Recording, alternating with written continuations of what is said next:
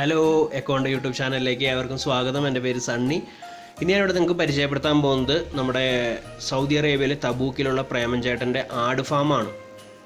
പുല്ലിൻ്റെ കൃഷി അങ്ങനത്തെ കാര്യങ്ങളൊക്കെ ഇതിൻ്റെ മുമ്പത്തെ വീഡിയോയിൽ നമ്മൾ വിവരിച്ചിട്ടുണ്ട്. കാണാത്തവരുണ്ടെങ്കിൽ അത് കാണണം. ഇതിൻ്റെ അടുത്തതായിട്ട് വരുന്ന വീഡിയോയിൽ നമ്മൾ പ്രേമൻ ചേട്ടൻ പച്ചക്കറി കൃഷിയെ കുറിച്ചുള്ള വിവരങ്ങളായിരിക്കും നൽകുക. അപ്പോൾ ഈ വീഡിയോയിൽ നമ്മളിന്ന് കാണാൻ പോകുന്നത് പ്രേമൻ ചേട്ടൻ്റെ 5000-ഓളം ആടുകളെ വളർത്തുന്ന ഫാമുകളാണ്. ആടുകളെ കാണുമ്പോൾ നമ്മുടെ നാട്ടിൽ സാധാരണ ആടുകളെ പോലെയുള്ള ആടുകളൊക്കെ ഇഷ്ടം പോലെ ഇതിലുണ്ട്. പക്ഷേ അതിനൊക്കെ പേര് പറയുന്നത് സൗദി ആടുകൾ എന്നൊക്കെയാണ്. എന്തൊക്കെയായാലും ഓരോ രാജ്യത്തിൻ്റെ പേരായിരിക്കും എപ്പോഴും അതിന് കിട്ടുക. അപ്പോൾ എന്തായാലും നമുക്ക് പ്രേമൻ ചേട്ടൻ്റെ ആട് ഫാമിലെ വിശേഷങ്ങൾ കാണാം ഈ വീഡിയോയിൽ.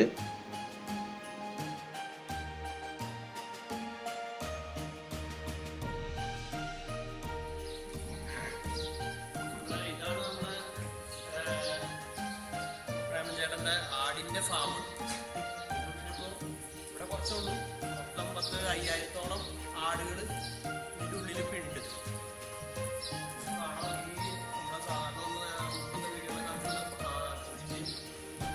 മാത്രമാണ് ആഹാരം. ഈ ആടിൻ്റെ തീറ്റയും കാര്യങ്ങളൊക്കെ ഈ പുല്ലും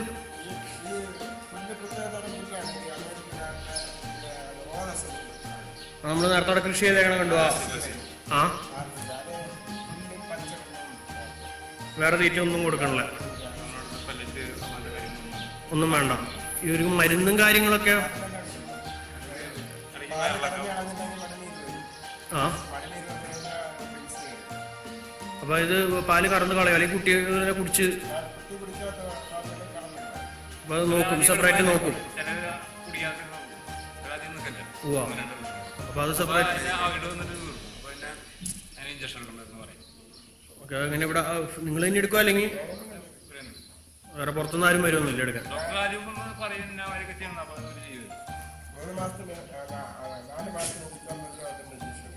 എല്ലാത്തിനും ഓക്കെ. വേറെ ഇങ്ങനെ വേറെ അസുഖങ്ങൾ കാര്യങ്ങളൊന്നും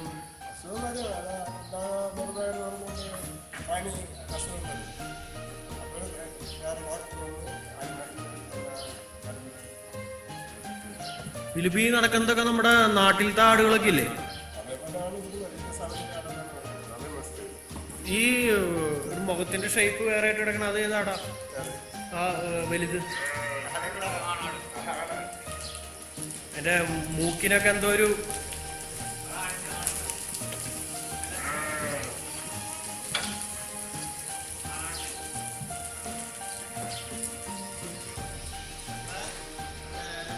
ഇതാണ് നമ്മുടെ സുഡാനിയാടിന്റെ കുഞ്ഞ്.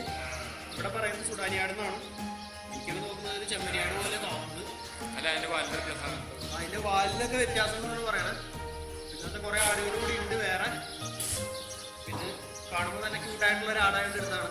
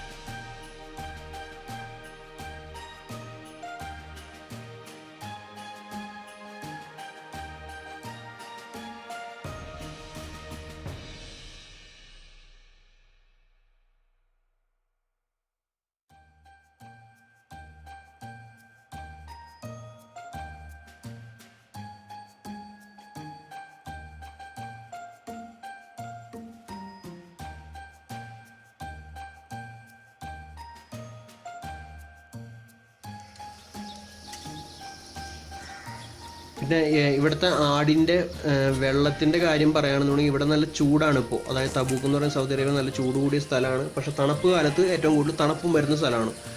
അപ്പോൾ ഈ ചൂടുകാലത്ത് ഈ വെള്ളം ഇവർ കുഴൽക്കിണറിൽ നിന്നാണ് പമ്പ് ചെയ്യുന്നത്. അപ്പോൾ നല്ല ചൂടുള്ള വെള്ളമായിരിക്കും പുറത്തേക്ക് വരിക. അപ്പോൾ ആ വെള്ളത്തിനെ ഇവരൊരു സ്വിമ്മിംഗ് പൂൾ പോലെയുള്ള നല്ല ടൈലൊട്ടിച്ച ഒരു ടാങ്കിലേക്ക് അടിച്ചിടും. അതിന് ശേഷം വെള്ളം ഒന്ന് ചെറുതായി തണുത്തതിന് ശേഷം ഓരോ കൂടുകളിലും ക്രമീകരിച്ചേക്കണ ചെറിയ ചെറിയ ടാങ്കുകളിലേക്ക് പമ്പ് ചെയ്യുക ചെയ്യുന്നത്. അതായത് ആടുകൾ വെള്ളം കുടിക്കുന്നതിനനുസരിച്ച് ഓട്ടോമാറ്റിക് പമ്പ് ചെയ്ത് വെള്ളം നിറയും. ഓട്ടോമാറ്റിക് വെള്ളം നിറയാനുള്ള ക്രമീകരണം ചെയ്തേക്കുന്ന ടാങ്കുകളാണ്. അപ്പോൾ ആടുകൾക്ക് നല്ല തണുത്ത വെള്ളം കുടിക്കാനായിട്ട് ലഭിക്കും. ഇതാണ് ആ ടാങ്ക്. സ്വിമ്മിംഗ് പൂൾ പോലെയാണ് ഇരിക്കുന്നതെങ്കിലും ആടുകൾക്ക് വേണ്ടി ഉള്ള വെള്ളമാണ് ഇതിൽ സൂക്ഷിക്കുന്നത്. ഈ ടാങ്കിലേക്കാണ് ഓരോ ആടിൻ്റെ ഫാമിൻ്റെ ഉള്ളിലും ഇങ്ങനത്തെ ഓരോ ടാങ്കുകളുണ്ട്.